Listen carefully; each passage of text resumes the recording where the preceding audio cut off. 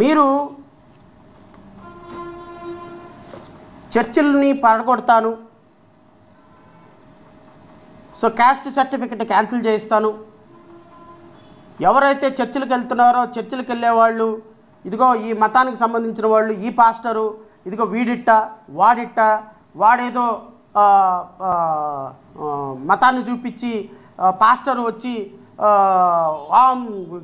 గాయం మానిపోవాలి, దేవుని అమ్మిపేట గాయం మానిపోవాలని చెప్పాడని ఒక 4-5 వీడియోలు వేశారు. రఘురామకృష్ణరాజు గారు చాలా గొప్ప స్థాయి ఉన్నటువంటి వ్యక్తులు. మీరు వ్యక్తిగతంగా మీకు ఏ స్థాయి ఉందో లేదో నాకైతే తెలియదు, కానీ ఒక డిప్యూటీ స్పీకర్గా ఉన్నారు. అండ్ మాట్లాడేటప్పుడు చాలా గౌరవంగా మాట్లాడతారు. నిన్న కూడా కోర్టు హాల్లో నన్ను విష్ చేసి శ్రావణ్ గారు బాగున్నారా అన్నారు. నేను కూడా బాగున్నాను సార్ అని అన్నాను. వ్యక్తిగతంగా మనకి ఎన్ని ప్రొఫెషనల్గా మనకి ఎన్ని కమిట్మెంట్స్ ఉన్నా వ్యక్తిగతంగా కలిసినప్పుడు మీరు బాగా మాట్లాడతారు. కాబట్టి నేను మీతో బాగా మాట్లాడతాను, బాగా మంచి కలిసి మాట్లాడుకునేవాళ్ళం. కాబట్టి నేను కూడా మీకు కొన్ని సలహాలు చెప్తాను. బహుశా అది మీకు నచ్చినా నచ్చకపోయినా, ఎందుకంటే 400 ఓట్లు వచ్చినోడు జడా శ్రావణ్ కుమార్ మీకు చెప్పదగిన స్థాయి ఉందో లేదో నాకైతే తెలీదు. కానీ ఒక మాట అయితే చెప్పగలుగుతారు సార్, మోసం చేసేవాళ్ళు క్రిస్టియన్లోనే కాదు సార్, మోసం చేసేవాడికి మతంతో సంబంధం లేదు. ఫర్ ఎవర్ కైండ్ ఇన్ఫర్మేషన్, ఎంతమంది బాబాలు అమ్మాయిలను రేప్ చేసి 20 ఏళ్ళు 30 ఏళ్ళు జైల్లో ఉంటున్నారో మీకు తెలీదా రఘురామకృష్ణరాజు గారు? ఎంతమంది బాబాల మీద డ్రగ్స్ కేసెస్, అమ్మాయిలను సప్లై చేసే కేసెస్ ఉన్నాయో మీకు తెలీదా? ఎంతమంది బురుడి బాబాలు ఆకాశంలో భూభూతి సృష్టించి, ఎంతమంది పోలీసులు కటకటాలు వెనక్కి వెళ్ళారో మీకు తెలీదా? ఎంతమంది స్వామీజీలు స్కామ్స్లో ఇరుక్కొని, అమ్మాయిల స్కాండల్స్లో ఇరుక్కొని జైలుకి వెళ్ళారో మీకు తెలీదా? మరి వాళ్ళందరినీ కూడా 4-5 వీడియోలు వేసి వీళ్ళందరూ కూడా హిందూ మతాన్ని ప్రచారం చేస్తున్నారు. కాబట్టి హిందూ మతంలో ఈ ఫ్రాడ్లు ఉన్న కారణం హిందూ మతాన్ని నిందిస్తామా రఘురామకృష్ణరాజు గారు? మీరు పెద్దలు, అన్నీ తెలిసిన వాళ్ళు, ఒక క్రిస్టియన్ సాంప్రదాయాల ప్రకారం ఆ క్రిస్టియన్ లాంగ్వేజ్ని, ఆ క్రిస్టియన్ మాటల్ని మీరు ఎంత తుస్కారంగా, ఎంత సర్కాస్టిక్గా మాట్లాడుతుంటే గుండెలు గాయపడుతున్నాయి సార్. చాలామంది గుండెలు. నాకు కనీసం రోజుకు 100 మంది అనే ఫోన్ చేస్తారు, ఏంటండి రఘురామకృష్ణరాజు మాట్లాడేది, మీకు వ్యక్తిగతంగా ఎవరితో అయినా గొడవ ఉంటే మీ మీద కేసులు పెట్టిన వాళ్ళు ఉంటే వాళ్ళ మీద తీర్చుకోండి, తప్పులేదు. నేను మిమ్మల్ని ఏమి అనట్లే, ఎందుకంటే మీరు బాధపడ్డారు, మీకు you have every Liberty to take revenge. అంతేగాని ఒక మతాన్ని, ఒక సాంప్రదాయాన్ని, ఒక జీసస్ని, కొన్ని కోట్ల మంది కొలిచేటువంటి జీసస్ని పట్టుకొని మీ ఇష్టం వచ్చినట్టు మాట్లాడితే ఆ పాస్టర్లని, దొంగ పాస్టర్లు ఉంటే ఉండొచ్చేమో సార్, వాళ్ళందరూ పాస్టర్లందరూ దొంగలనేటువంటి అభిప్రాయమా మీది? అలాగైతే మరి ఈ పూజారులు వీళ్ళందరూ ఫ్రాడ్, వీళ్ళందరినీ మనం హిందూ మతానికి అటాచ్ చేద్దామా? 4 వీడియోలు తీసుకొచ్చేసి వాళ్ళేదో పట్టుకూటి కోసం మాయ చేస్తూ క్రిస్టియానిటీ అడ్డం పెట్టుకున్న వాళ్ళని తీసుకొచ్చి ఇదే క్రిస్టియానిటీ అని ప్రొజెక్షన్ ఇవ్వదలుచుకున్నారా మీరు? ఒకసారి మీరు వ్యక్తిగతంగా కూటమి ప్రభుత్వం కూడా ఆలోచించండి. రఘురామకృష్ణరాజు గారు ప్రెస్ మీట్ పెట్టి ఏదో 4 మాటలు మాట్లాడినంత మాత్రాన అందరూ నవ్వుకొని వెళ్ళిపోతున్నారని అనుకుంటున్నారు. ఎన్ని లక్షల మంది హృదయాలు గాయపడుతున్నాయో మీరు ఒక్క ప్రెస్ మీట్ తోటి 10 లక్షల మంది ఉష్పటక్ ఓట్లు మీరు అనుకుంటున్నారు. చంద్రబాబు నాయుడు, నారా లోకేష్, పవన్ కళ్యాణ్ ఎక్కడ ఉన్నావో తెలియదు, జనసేన అధినేత, మీరు కూడా ఇలాంటి రఘురామకృష్ణరాజు యొక్క చేష్టల్ని మీరు ఎంకరేజ్ చేస్తున్నంత వరకు, మీ మీడియాలో ప్రొజెక్షన్ ఇస్తున్నంత వరకు మీరు అనుకుంటున్నారు ఏదో ఆయన వ్యక్తిగతంగా పోరాడుతున్నారండి. రఘురామకృష్ణరాజు గారు చేసిన డ్యామేజీ 2029 ఎలక్షన్లో స్పష్టంగా చూపిస్తాం, కంగారు పడకండి. ఆల్రెడీ 28% ఉన్నటువంటి అకార్డింగ్ టు ది రఘురామకృష్ణరాజు గారి క్యాలిక్యులేషన్ ప్రకారం ఎస్సీలుగా మారిపోయినటువంటి క్రిస్టియన్లు 28% ఈ రాష్ట్రంలో బికాస్ ఆఫ్ రఘురామకృష్ణరాజు గారు మీ తెలుగుదేశం పార్టీ కూటమి ప్రభుత్వాన్ని చూస్తే మొక్క మీద ఉమ్మేసే పరిస్థితికి వచ్చేసారు. ఎందుకు అంటే, అరే జీసస్ క్రైస్ట్ను అవమానించిన తర్వాత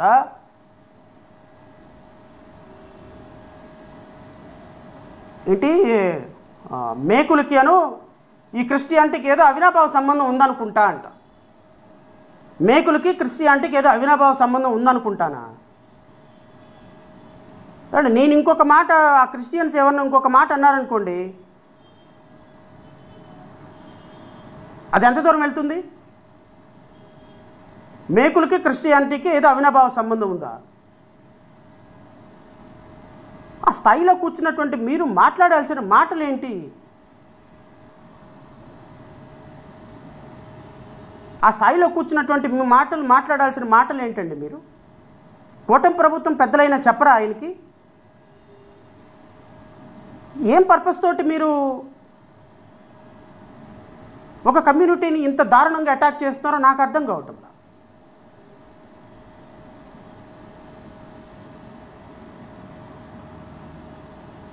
మీరు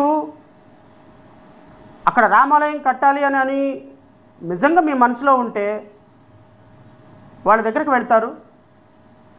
ఈ పడిపోయింది కదయా, మనమే ఏదో ఒక టెంపుల్ కట్టుకుందాం, ఇక్కడ గొంతనమ్మ గుడో లేకపోతే ఇంకోటో లేకపోతే రామాలయమే కట్టుకుందామని ఆ ప్రజల దగ్గరికి వెళ్ళి చేతులేసి వాళ్ళని దగ్గరకు లాక్కొని 2 మాటలు మంచిగా చేసి వాళ్ళ ఇంట్లో వెళ్ళి ఒక భోజనం చేసి మంచినీళ్ళు తాగితే ఆ ప్రజలు నీకు రెడ్ కార్పెట్ వేసి ఎమ్మెల్యే గారు మా ఊరు వచ్చారు, పడిపోయిన దేవాలయాన్ని రామాలయం కడతామంటున్నారు, ఇక్కడ కడతారని రెడ్ కార్పెట్ వేసి మిమ్మల్ని పిలిచి భోజనం పెట్టి మీకు సకల మర్యాదలు చేసేటువంటి నిరుపేద ప్రజలు రఘురామకృష్ణరాజు గారు.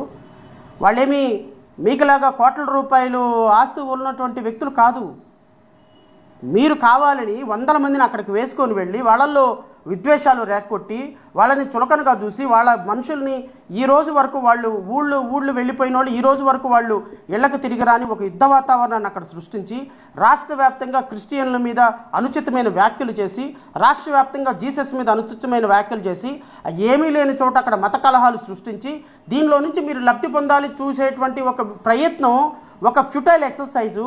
ఇది రాష్ట్ర రాజకీయాలలో మాయని మచ్చగా కూటమి ప్రభుత్వానికి నిలిచిపోతుంది. కూటమి ప్రభుత్వం కుల కంపు కొడుతుంది. కులం కంపు నీడలో కూటమి ప్రభుత్వం జోగాడుతుంది. దానికి ఆద్యులు కర్త కర్మ క్రియ మీరు. Screen play direction Chandrababu Naidu, నటన and co director Pavan Kalyan.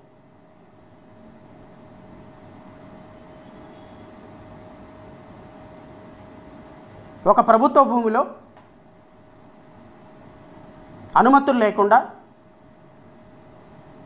Collector NOC లేకుండా నేను రామాలయం కడతాను, ఎవడు ఆపుతాడో చూస్తానని సవాలు చేసుకోవడానికి అది వేదిక అని అడుగుతున్నాను. మీకు రాజకీయాలు చేసుకోవడానికి చాలా ఉన్నాయి, ప్రెస్ మీట్లు పెట్టుకోవడానికి చాలా ఉన్నాయి. మీకు అంతగా రోజు జలబుట్టి ప్రెస్ మీట్లు పెట్టుకోవాలి అనుకుంటే you being resign as a deputy speaker and then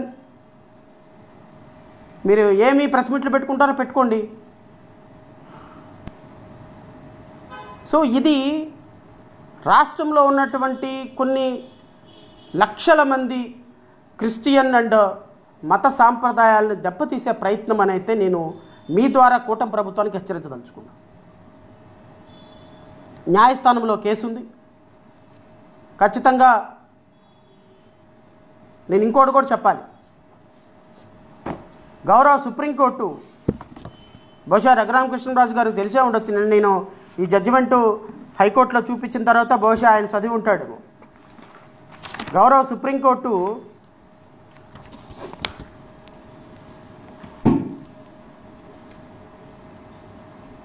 SLP number special leave appeal number 8519/2006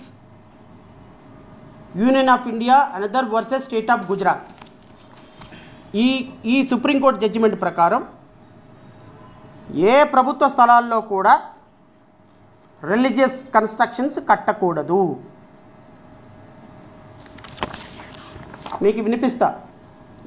we direct that henceforth no unauthorized construction shall be carried out or permitted in the name of temple, church or mosque or gurudwar etc. on public streets, public paths or other public places. Raghuramakrishnaraju గారికి నేను మరొకసారి చదివి వినిపిస్తా. రఘురామకృష్ణరాజు గారు special leave appeal number 8519 of 2006. దీని ప్రకారం గౌరవ supreme court ఇచ్చినటువంటి జడ్జిమెంట్ ఏంటి అంటే, we direct that henceforth no unauthorised construction shall be carried out or permitted in the name of temple, church or mosque. మసీదు కావచ్చు, టెంపుల్ కావచ్చు, చర్చ్ కావచ్చు, ఏ మతపరమైనటువంటి కన్స్ట్రక్షన్స్ కూడా పబ్లిక్ రోడ్స్లో కానీ, పబ్లిక్ స్ట్రీట్స్లో కానీ, పబ్లిక్ ల్యాండ్స్లో కానీ కట్టకూడదు అని సుప్రీంకోర్టు ఇచ్చినటువంటి క్లియర్ డైరెక్షన్. సుప్రీంకోర్టు ఇంకా ఒకటి చెప్పింది, in respect of the unauthorised constructions of religious nature which was already taken place, the state government and the union territories shall review the same on case to case basis and take appropriate steps as expeditiously as possible. ఈ judgement ఇచ్చే నాటికే ఏమైనా temples కానీ, మసీదులు కానీ, చర్చిలు కానీ, public ప్లేసెస్లో అనాథరైజ్డ్ కన్స్ట్రక్షన్స్ ఉంటే కేస్ టు కేస్ బేసిస్లో ఆ రాష్ట్ర ప్రభుత్వాలు వాటిని తీసివేసే ప్రయత్నం చేయండి, తీసివేయాలి అని supreme court direction. In order to ensure complaints of our directions, we direct all the district collectors and the magistrates, deputy commissioners in charge of the districts to ensure that there is a total compliance of the order passed by us. They are directed to submit a report within 4 weeks to the concerned chief secretaries or the administrators of the union territories, who in turn will send a report to this court within 8 weeks from today. అందరు జిల్లా కలెక్టర్లకి, municipal కమిషనర్లకి ప్రభుత్వ స్థలాల్లో ఉన్నటువంటి టెంపుల్స్ని తీసివేసి complaints report సుప్రీంకోర్టుకి 2009 సంవత్సరంలో submit చేయాలి అని 2006 సంవత్సరంలో ఇచ్చినటువంటి జడ్జిమెంట్, ఈ జడ్జిమెంటు 2009 సంవత్సరానికి సబ్మిట్ చేయమంటే ఆంధ్రప్రదేశ్ రాష్ట్రంతో సహా భారతదేశంలో ఉన్న అన్ని రాష్ట్రాలు ఈ జడ్జిమెంట్ని కంప్లై చేసి రాష్ట్రంలో ఏ పబ్లిక్ రోడ్స్లో కూడా టెంపుల్స్, మసీదులు, చర్చిలు లేవని కంప్లై చేసి 2018 సంవత్సరంలో ఆంధ్రప్రదేశ్ రాష్ట్రం కూడా సుప్రీంకోర్టులో ఒక కంప్లైయన్స్ రిపోర్ట్ వేసి మా రాష్ట్రంలో ఏ విధమైన పబ్లిక్ ప్లేసెస్లో చర్చిలు, మసీదులు, టెంపుల్స్ లేవు అని ఆంధ్రప్రదేశ్ రాష్ట్ర ప్రభుత్వం కూడా సుప్రీంకోర్టులో కంప్లైంట్స్ రిపోర్ట్ వేసింది. ఇప్పుడు నేను అడుగుతున్నా రఘురామకృష్ణరాజు గారిని, according to the supreme court judgement, a public ప్లేస్లో కూడా ప్రభుత్వ స్థలాల్లో టెంపుల్స్, చర్చిలు, మసీదులు కట్టకూడదు. మీరు ఆకివీడులో ఏదైతే సర్వే నెంబర్ చెప్తున్నారో, రామాలయం ఉందని చెప్తున్నారో, గొంతెమ్మ గుడి ఉందని వాళ్ళు చెప్తున్నారో, ఇది సర్వే నెంబర్ 470/12. ఇది ఇప్పటికీ కూడా ప్రభుత్వ భూమిగానే ఈ రికార్డుల్లో ఉంది. సుప్రీంకోర్టు జడ్జిమెంట్ ప్రకారం ఏ ప్రభుత్వ భూమిలో కన్స్ట్రక్షన్ కట్టడానికి లేదు, కలెక్టర్ ఎన్ఓసి ఇవ్వటానికి లేదు. ఒకవేళ రేపొద్దున ఈస్ట్ గోదావరి కలెక్టర్ని నేను తోపుని, నేను తురుంకాన్ని, నేను పెద్ద డిప్యూటీ స్పీకర్నని ఎన్ఓసి అడగడానికి ప్రయత్నం చేశారనుకోండి, కలెక్టరు సుప్రీంకోర్టు ముందుకు వెళ్ళి చేతులు కట్టుకొని కంటెంప్ట్ ఆఫ్ ది కోర్టులో నుంచోవాల్సి వస్తుంది. ట్రిబుల్ గారు మీకే, కలెక్టరు సుప్రీంకోర్టులో కంటెంప్ట్ ఆఫ్ ది కోర్టులో వెళ్ళి నుంచోవాల్సి వస్తుంది. ఆల్రెడీ